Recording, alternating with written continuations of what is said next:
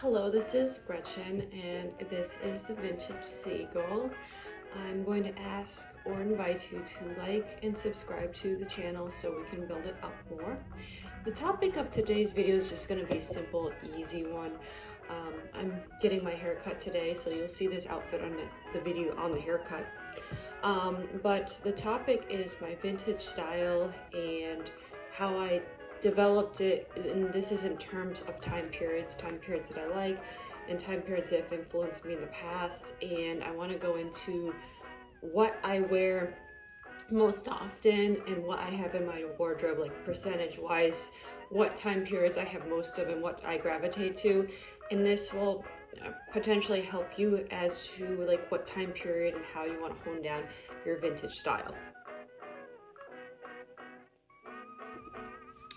I figured I would add, in terms of honing your vintage style, it's important to do, research. You can look at old movies and photos and even modern period pieces and see what time period they're from. You can look up how accurate they are, and you can really just decide and narrow down what you really like. One mistake I made when I was younger, when I was first buying the clothing, I'd get the reproduction clothing, and sometimes some companies had 40s and 50s, and I thought a dress that was really 50s, I thought it was 40s, and I felt kind of stupid. But then I'm like, well, I could use it for 50s, and I kind of separate out like what time periods what. And the thing that maybe threw me off, or the part that made it 50s, was the wide belt, and then more of the big circle kind of fabric. And again, since the time periods have a transition, sometimes they look like there's pieces from the 40s and pieces from the 50s. But as a reenactor, I read books and do research, and now we have YouTube, so learning more about what was in what time period, parsing and separating out, so then you can decide. Unless your style is just to mix everything up, but I think it's good to understand what came from what time period as you narrow it down, because it can be overwhelming. There's like several decades of time periods. So just exploring the history through books, through movies, so photographs and other online resources, and deciding what your style you want to be. So on the video I made about my vintage journey in high school, I think even as a kid, I mean, when I was 5, I used to dress up a lot. We did Princess in the Castle for preschool and things like that. I really like the earlier time periods. I went to Colonial Williamsburg in 4th grade, so I love American Revolution. I love the ball gowns in the Mozart operas. I actually have a London ball gown I use for reenactments, and I have more of the simple day wear. So from time to time, I do like to do some of those older periods. So if there's something Victorian or American Revolution especially, oftentimes if I do parades, I'll do that, preferably because that's our founding of our country. Once in a while there's like a Civil War ball, something like a themed event that you do maybe once a year. For those are good, but I used to do American Revolution almost every weekend, so I would love to probably still do that if there was opportunity. So I do like to do the older periods from time to time, but again, American Revolution is my main one. That's a bit older.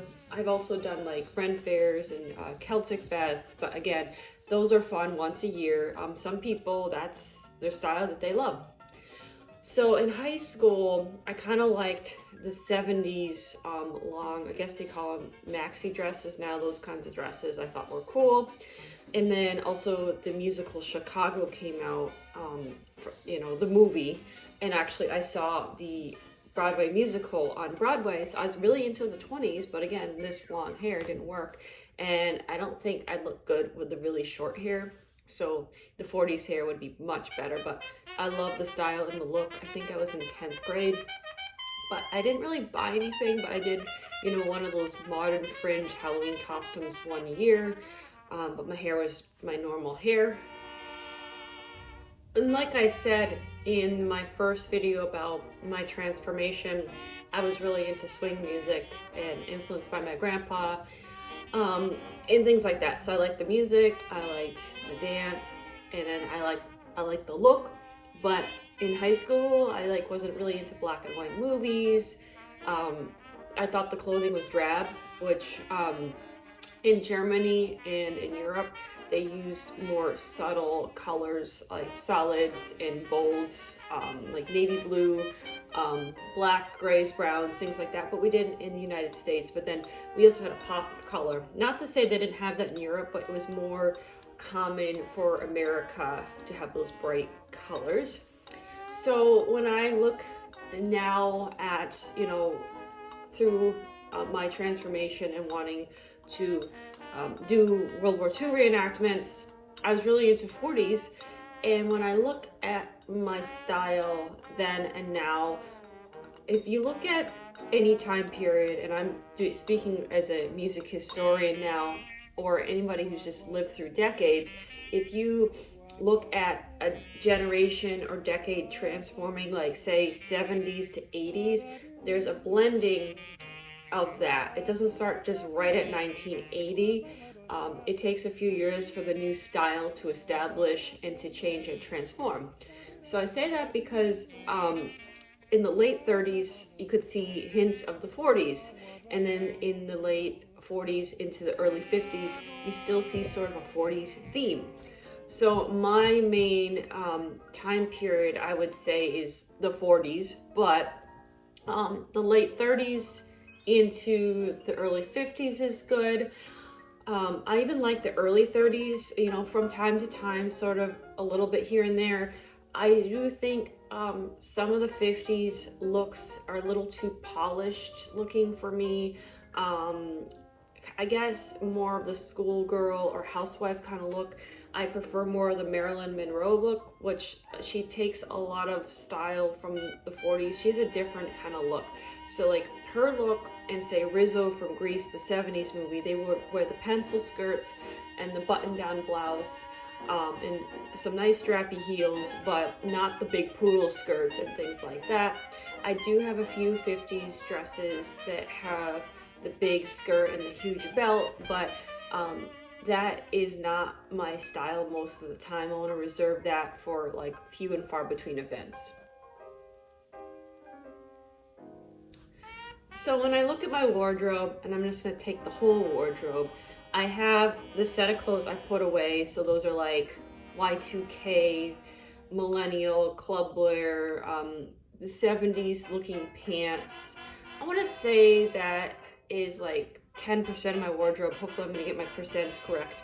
And then I have some clothes that would work for corporate, shirts, blouses, and these have vintage cuts and pleats. Some of them are reproduction blouses, and they're the button down with the bow tie. So some of it's vintage, but it's like office wear. I want to say at least 50% of my wardrobe is that, so we're up to 60%. And then that would include skirts, like wool skirts that would pass for these time periods, blazers and sweaters and things like that. And then I have a whole area of dresses. So the more period dresses, so I say period in terms of it's Celtic, American Revolution, Victorian Civil War, I would say that's another 10%, so we're up to 70%. And then from the 20s and the 30s, I'd say those are 10% together. And then I'd say 40s is another 15%, and then 50s is 5%, because I only have like 3 or 4 of those 50s dresses I mentioned, like the more the housewife or this Sandra Dee kind of look. So mostly 1940s. And next I'll discuss kind of how I pair that with like what I wear, what the arc of me wearing these items are.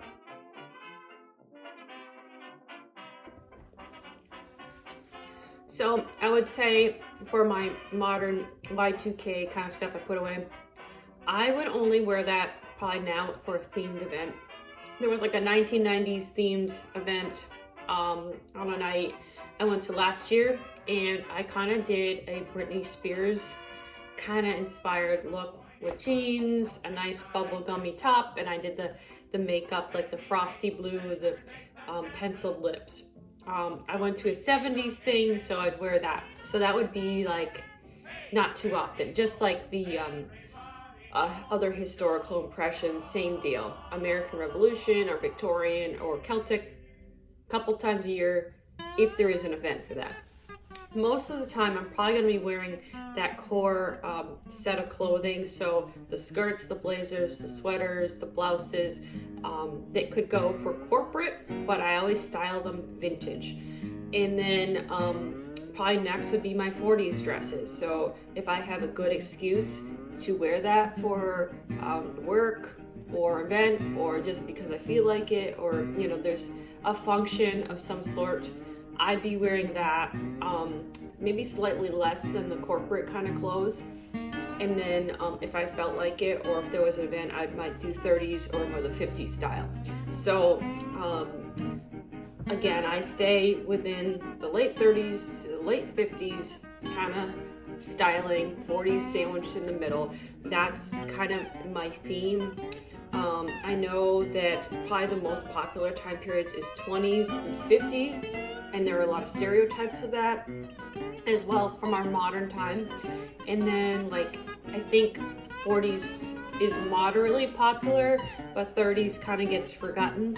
And we have a 1930s car now, so I'm trying to learn more about that time period. And there are some beautiful clothes from that time. I know they're a bit longer, but it's kind of cool to switch that up with the 1940s, so throw in that a little bit. So that's my personal style. I'd be curious of what other people's style is and what they gravitate to, or if there's a couple of time periods. And then, although I stay within that late 30s to early 50s, sometimes I just want to dress 20s. I have a couple of different 20s dresses, like I said, and I'm like, I kind of just feel like doing this. It's great for the summer because it's the dresses I have, and most dresses are very cute and lightweight. But that is my style and what I mostly gravitate to.